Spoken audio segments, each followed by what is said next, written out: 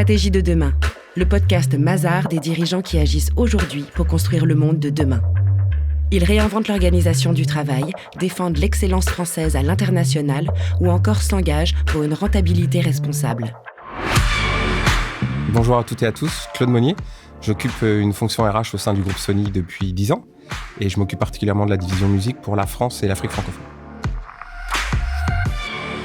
Alors ma fonction est exposée aujourd'hui à double titre sur cette notion de futur du travail, puisque je suis confronté au quotidien de nombreuses questions sur ce que sera le sens du travail dans les jours, les semaines, les mois et les années à venir. Et elle est aussi confrontée à cette même interrogation dans ma vie quotidienne. À savoir que quand j'ai l'opportunité de présenter ce que je fais dans ma vie professionnelle, très vite on me ramène à ce sujet-là. Qu'est-ce que va être le travail demain et quelle perception moi j'ai de l'avenir, de l'identité professionnelle de chacune et de chacun et de tous en général. Avec beaucoup d'humilité, si je me fixe comme objectif de partager ma vision, je vais commencer par une remarque. Ma vision, elle est double. Elle est à la fois focalisée sur de l'infiniment grand et de temps en temps, elle glisse vers de l'infiniment petit. Comment puis-je expliquer cette forme d'image par rapport au concept de vision du travail et du futur du travail?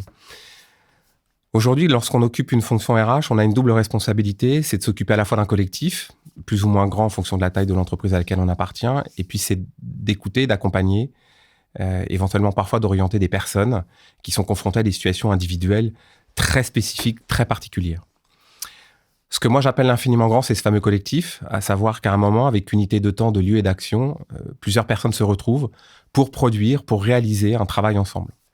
L'infiniment petit, c'est être confronté à une situation individuelle qui va vous interroger en tant que RH sur comment apporter une solution à cette situation-là, sans pour autant pénaliser une partie du collectif ou sans faire en sorte que une gestion d'une situation individuelle devienne une problématique collective et de fait quelque chose qui va orienter le fonctionnement de toute une entreprise.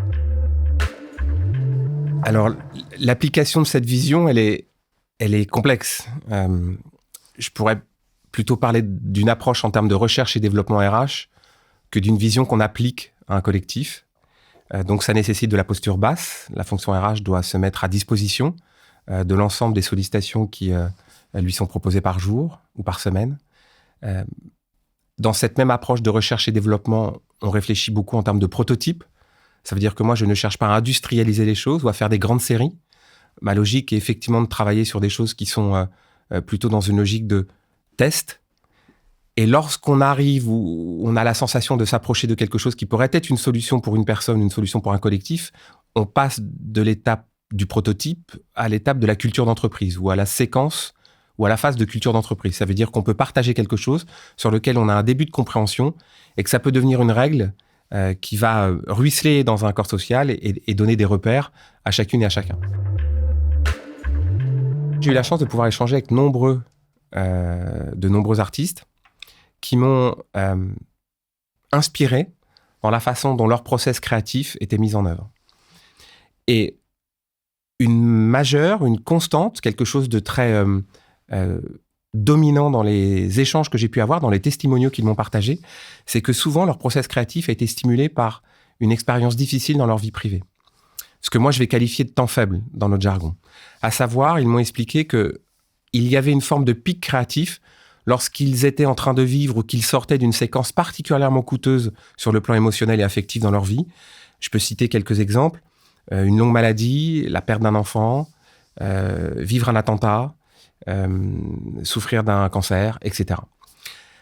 Nous avons, au sein de l'équipe RH, réfléchi à la façon dont ça pouvait nous inspirer sur des situations auxquelles nous étions confrontés avec nos permanents et nos intermittents. Et là, quand je reviens à l'intérieur même du fonctionnement de l'entreprise, nous avons recensé de nombreux temps faibles chez nos salariés et j'avais comme souvenir, comme expérience, dans les entreprises précédentes dans lesquelles j'ai travaillé, une mauvaise sensation, une mauvaise perception de la façon dont ça avait été traité précédemment. Moi, je me suis rappelé d'avoir mis ces gens-là au placard et pour certains, d'avoir mis fin à leur contrat de travail, d'avoir acté une séparation parce qu'on considérait que quelqu'un qui passait un temps faible allait avoir une perte de performance, une perte de productivité, donc une perte d'utilité au sein d'un corps social et que, en tant que DRH, je mettais fin à cette collaboration-là. Les artistes que j'ai côtoyés m'ont amené à totalement revisiter cette grammaire du temps faible et la façon dont il faut l'accompagner. À savoir qu'aujourd'hui, chez Sony Music, toujours avec une approche très prototypée, très individualisée, nous essayons de remettre sur la base du volontariat ces personnes au centre de notre attention pour qu'ils puissent progressivement construire ou renforcer ou stabiliser une identité professionnelle qui pourra être un point d'appui pour progressivement aussi reconstruire cette identité personnelle. On sait que la frontière est très ténue entre les deux. On sait qu'on vit aujourd'hui dans une société où la place du travail est prépondérante. La fameuse question du samedi soir dans un dîner, qu'est-ce que tu fais dans la vie ? Et lorsque vous traversez un temps faible, si votre travail ajoute une deuxième peine à ce que vous êtes déjà en train de vivre, je pense que c'est une erreur de gouvernance, c'est totalement inexemplaire d'un point de vue managérial et c'est le contraire de l'éthique de la fonction RH sur laquelle moi j'essaye d'avancer. Donc le mode opératoire sur lequel on travaille pour accompagner des personnes en temps faible, il est effectivement une première séquence qui est de les exposer à un autre univers. Souvent très éloigné, le plus éloigné possible de ce qu'on connaît dans l'industrie musicale. Un deuxième exercice consiste à, lorsque ces personnes reviennent à l'intérieur de Sony Music, c'est de pouvoir leur proposer une phase de transition professionnelle qui consiste pendant un certain temps à ne plus leur demander d'occuper leurs fonctions habituelles, mais on leur confie d'autres projets.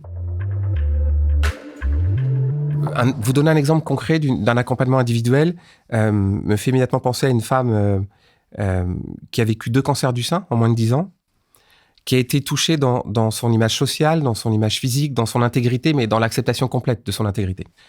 Là, on a fait un accompagnement extrêmement précis, c'est que à 3, nous avons entouré cette personne.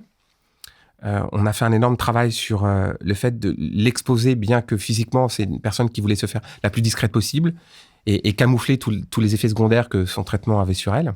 Et c'est quelqu'un à qui on a fait prendre la parole, c'est quelqu'un à qui on a confié des responsabilités en termes de communication externe, c'est quelqu'un à qui on a demandé de s'exposer, alors qu'elle avait plutôt une volonté de faire tout l'inverse.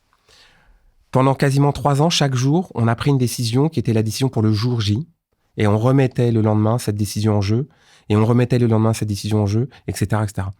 Quand cette femme a vécu ce double cancer du sein et qu'elle a constaté que son identité personnelle était à nouveau dans une phase plus positive et qu'elle aspirait davantage à nouveau à se sociabiliser, on a essayé de mesurer l'impact du programme professionnel qu'on lui avait proposé.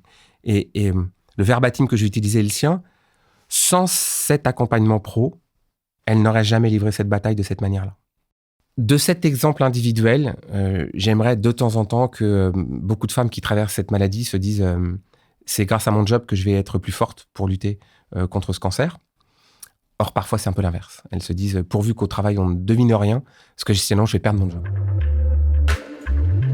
Alors, un bilan sur les 10 dernières années, beaucoup plus d'échecs que de réussites. Ce qui est avant tout un échec personnel. Puisque bien qu'entamant un processus de recherche et développement, avoir conscience qu'on travaille sur du prototype, on a quand même envie que ça fonctionne. Le principal échec, il est sur le versant émotionnel des choses. Ce qui m'interroge, c'est la place des émotions dans le monde de l'entreprise.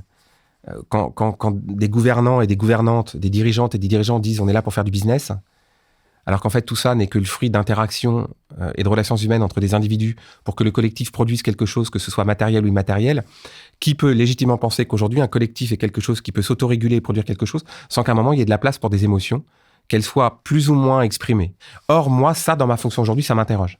Ça m'interroge pour une raison très simple, c'est que soit on est dans une culture d'entreprise où il n'y a pas de place aux émotions et qu'on est dans une approche relativement mécanique et machiniste des choses, soit on essaie de donner de la place aux émotions dans l'entreprise, mais il faut trouver des gouvernantes et des gouvernants qui soient à l'aise avec ça. Or, comme un poisson pourrit toujours par la tête, moi j'ai quelques expériences professionnelles où manifestement, dirigeantes et dirigeants voulaient occulter cet aspect émotionnel dans le monde du travail.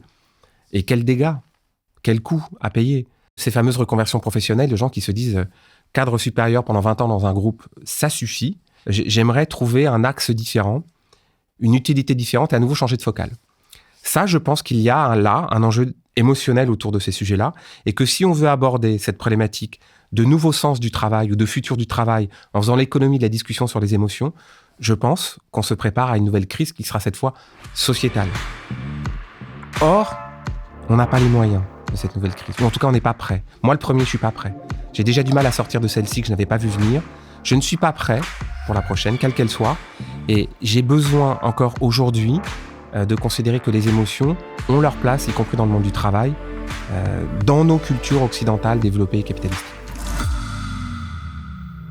Retrouvez tous les épisodes du podcast Stratégie de demain sur toutes les plateformes d'écoute et sur le site mazars.fr.